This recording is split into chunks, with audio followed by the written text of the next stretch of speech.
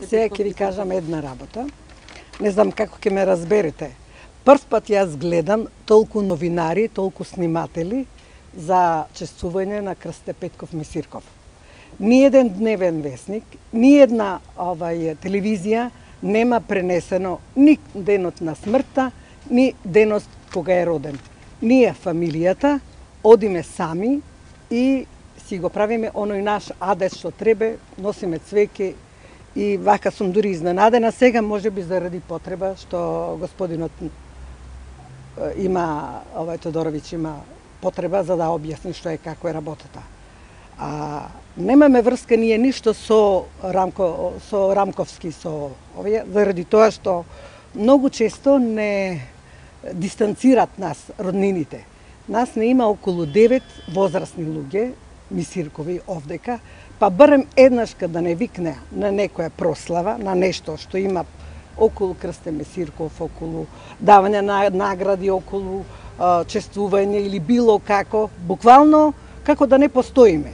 Ние само иницијативно одиме, повозрастни жени сме, меѓутоа еве неколку години одиме, јас и на господинот ми ги покажав слики кои што ние минатата година немаше ни од Рамковски, немаше ни за роден денот, ни за денот кога на смртта. И денеска бев повикана, додуше и јас сакав и да разговарам и со господинот, да видам во што е работата, затоа што пред неколку дена, кога беше на чествувањето, имаше само од телевизија А1 и од вестникот Време.